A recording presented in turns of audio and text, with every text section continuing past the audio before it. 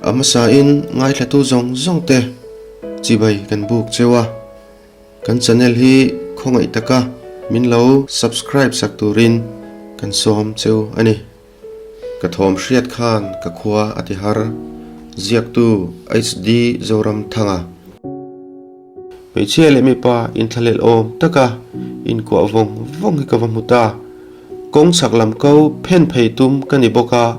kadin mun chu anni ai chuan a thafe mai kalai chuan anni chu ka en ta thut mai kanai ne mem chuan katin boka tu tenge inni enge zanreya hetia in ron ti zia chet tum su ka kap hre me lo cheuania kative thaka mi pa chuan mi hlau lo hle mai anui suka nula chu afob le maya soiro u nula le tlangwal in kop satlia innilo enge inti savashram dan tele akal mangjong zongkha ka hrevek kan tile khera kanai ne mem chu kausa ani zia an hulawang ti hlau takin lai chuan ka chhun tel du si an mel lang thei tura chhun ka du boxi ka mel an muang ti ka hlau tel boxi a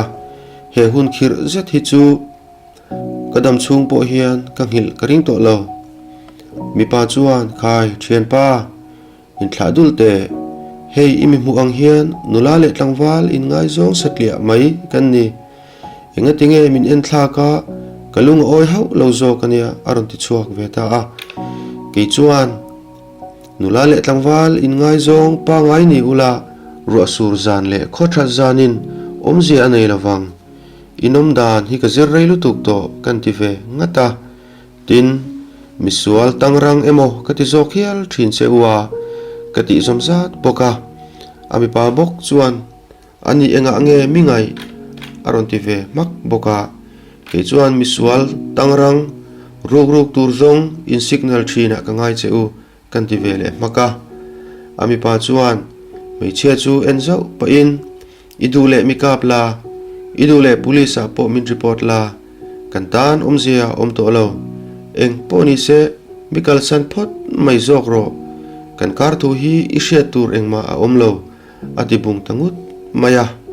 ka pistol ka kengsang sheta a om zon vel ni oma chuan kan tina in khosak phung hi nula le tlangwal khosak dan kalphung ani lo min thil du lo ani chuan ka kaplum ve veng cheu keipo kanina tanga rolbo kani a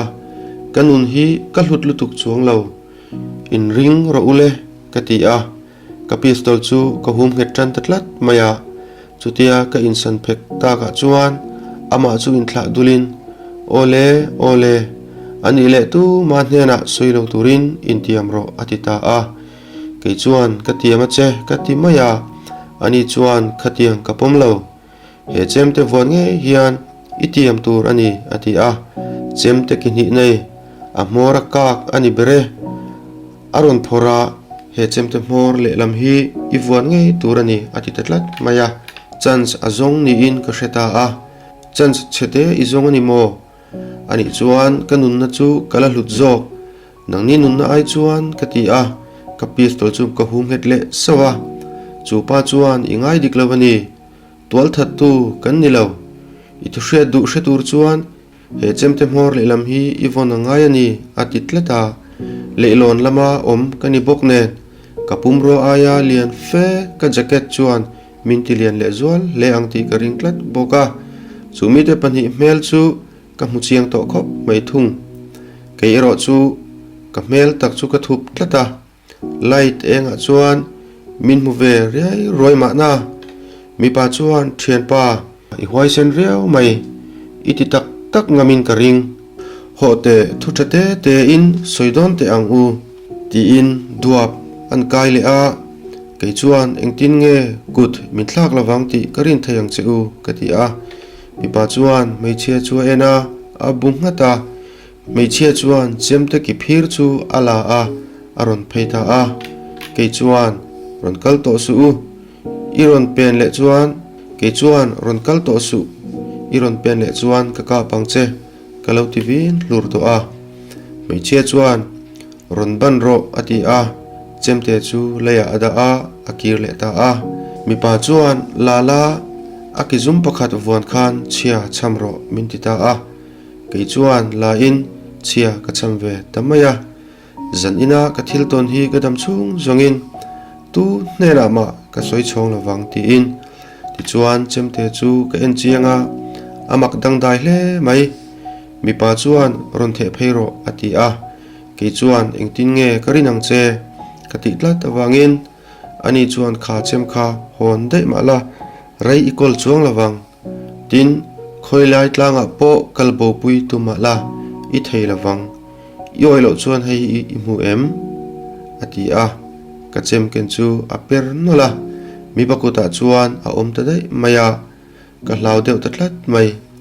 ma se mi pa jok chuan thu itiam to a thian kan ni to ka chem mor le lam vuan tu ini e min hlau reng reng su I thutiam ironam phot chuan ke chuan ka tin lawang che ati a ti chuan an chan chin ngai nom em mai ka dam chung po a tu ma ne na ka soi ngai reng reng lau tur chu min ngai thlak zo tir vek nuwa I thutiama idin nge zel theinan ka chem hi nak tu zana ilukham noya alo omang he chem la ka tang hian itlan bo thei to lawang ati rawa ke chuan ka oi lo na salutuk kan in chu asana ka du na a riak mai kan isi a ma se amak lutuk chu chemte chu chumizan ka bun na noya chuan alawom tak nia chu wangin kha chemte kha ka hlau ani hlau lo ila thon thungai nom tak hril tur cheu kanei ni mai tur kadam chung hian ka soi chua athiang si lo tun tumatan chuan khati chin kha niri sela kan lo me